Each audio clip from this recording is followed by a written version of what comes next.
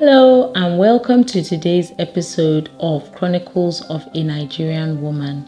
My name is Fagbeja and today I'll be reading Catherine's story. I relocated from the US about 6 years ago, and I would like to rant about some of my experiences in my everyday life in Nigeria. First of all, let me talk a bit about myself. I was born in the US to EBOOK parents. I spent the first 5 years of my life in Nigeria, and then my dad won the visa lottery and we all moved back again. I have 2 younger siblings.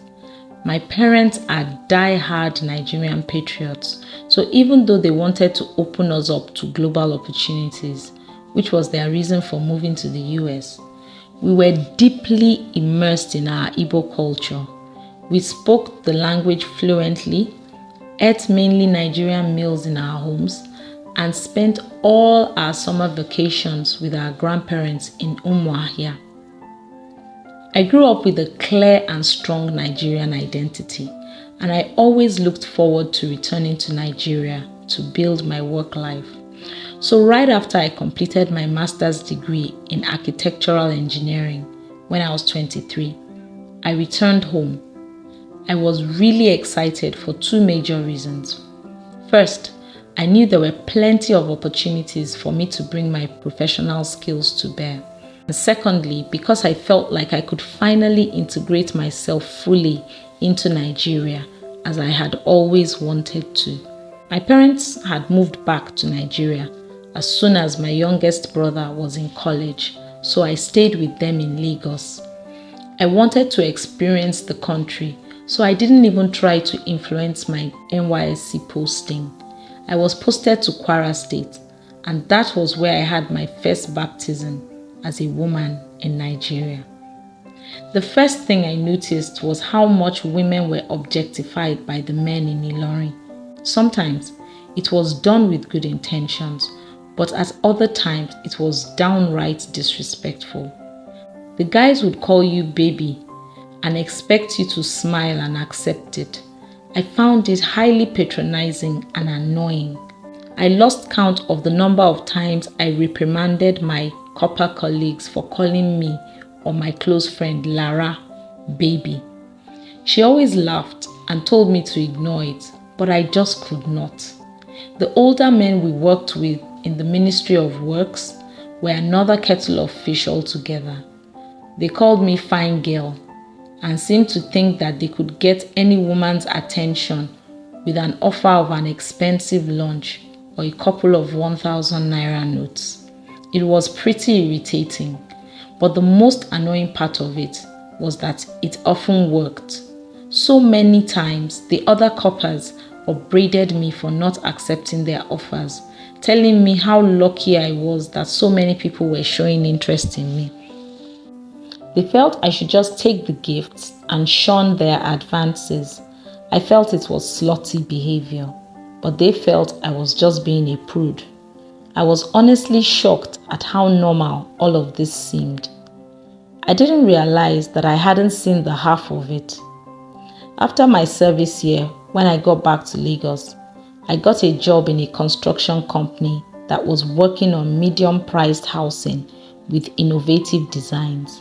I was particularly excited to do this because I had worked on a project in school where I showcased the beauty of Nigerian architecture and tried to see how we could achieve similar designs using sustainable materials to make the buildings environment friendly and energy efficient.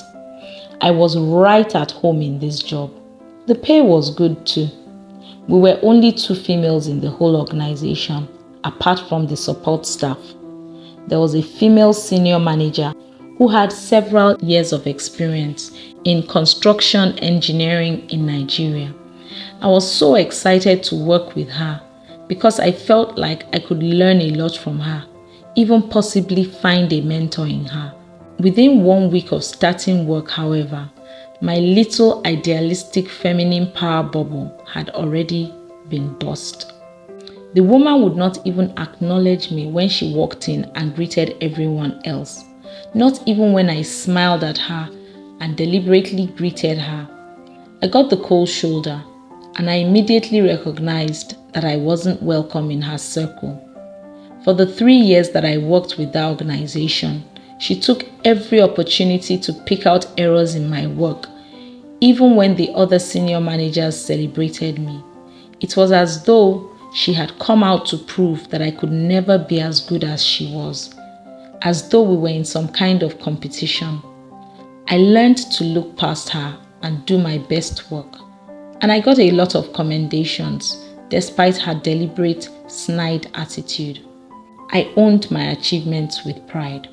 There were other things in my early days on the job too. Some of the guys ahead of me made remarks about how I only got the job because I was foreign trained. But after a while, I think I earned their respect when they saw what I brought to the job.